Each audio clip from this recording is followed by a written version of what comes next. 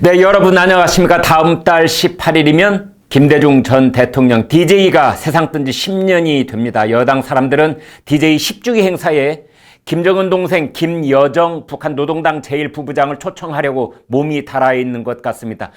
초청장을 들고 평양으로 그녀를 모시러 갈 움직임도 있다고 합니다. 그런데요, 그런 여당 사람들은 요즘처럼 일본의 경제보복으로 나라가 뒤숭숭할 때 김대중 전 대통령의 대일본 정략의 일화를 알고 있기는 한지 궁금합니다. 지금부터 21년 전 김대중 대통령이 취임했던 그해 1998년은 한일 관계가 몹시 불안했었습니다. 일본 정가에서는 잊을만 하면 온갖 망언을 풀어놓아 한국인의 정서를 건드렸고, 한국에서는 김영삼 전 대통령이 일본의 버르장머리를 고쳐놓겠다고 했던 그 분위기가 그대로 이어지고 있었습니다. 이 사람들은 김대중 대통령이 등장했으니 한일 관계가 더욱 악화될 것으로 걱정하고 있었습니다. 역사 인식에 있어서 DJ는 YS와는 비교도 안 될 만큼 비판적이었고 개인적인 관련도 있었기 때문입니다. 그해 10월, 그러니까 김대중은 대통령에 취임한 지 8개월 만인 1998년 10월 7일부터 10일까지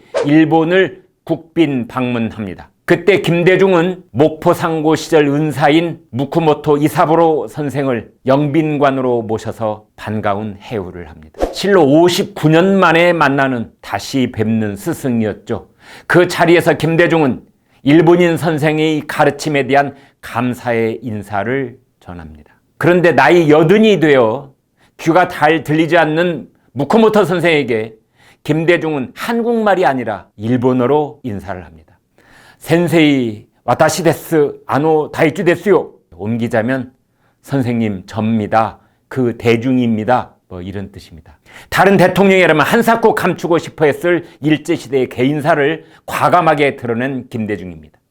특히 도요타 다이쭈 이렇게 창씨 개명한 자신의 일본식 이름까지 그대로 공개를 했습니다. 김대중은 자신을 일본식 이름으로 기억하고 있을 80개 근사에게 일본어로 인사를 하는 속 깊은 인간적 면모를 보여줌으로써 우리 한국인은 고마운 일을 고맙게 여길 줄 아는 예의 바른 사람이라는 이미지를 일본인에게 전달했습니다. 아니, 일본 사람들이 지닌 뿌리 깊은 혐한의 감정과 불신의 마음을 조금씩 누그러뜨리고 우리 편으로 돌려세우는 작업을 그렇게 자연스럽게 시작했던 것입니다. 단순한 개인이 아니라 한국의 대통령인 그가, 일본의 식민지 지배에 대한 우리 한국인의 다양한 감정을 잘 알고 있는 그가, 자신의 사소한 행동 하나가 정치적 반대파들에 의해 엄청난 친일적 행태로 비난받고 증폭될 수 있다는 것도 잘 알고 있는 그가 참으로 자연스럽게 일본인들의 마음속에 우리 한국에 대한 신뢰의 감정을 구축해 나가고 있었던 것입니다.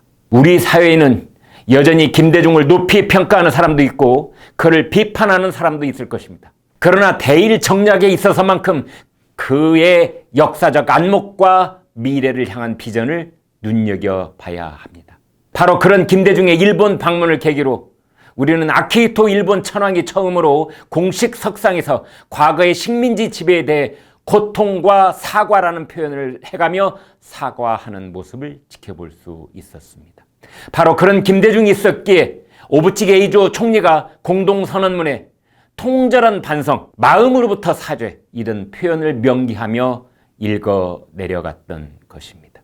김대중은 순환과 고통을 당한 피해자의 입장에서 소리 높여 가해자의 사과 책임을 요구한 것이 아니라 새로운 미래를 향해 편견 없이 이해와 포용의 길을 걸어가는 파격적 결단과 행보를 보여주었습니다.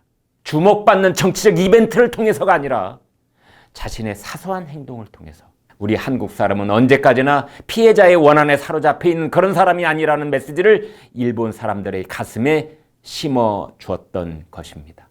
그때 김대중은 청와대 출입 기자들에게 이런 말을 했다고 해요. 나는 오부치 총리와 약속을 했다.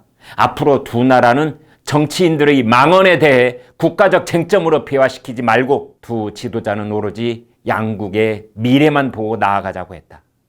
지금 문재인 정부는 일본의 경제 보복에 대해 보복 철회를 요구하고 국제무역기구에 제소를 하고 국제 여론전을 펼치려 하고 있습니다. 문재인 대통령은 모든 책임은 일본에 있고 이제 대책은 기업이 중심이 돼야 한다는 기조입니다. 한마디로 초강경 모드로 나아가고 있습니다. 문재인 정부는 21일 일본 참의원 선거가 끝나면 모든 게 풀릴 것이라는 생각도 하고 있는 것 같은데 신각수 전 일본 대사는 그건 오산이다 이렇게 경고하고 있습니다.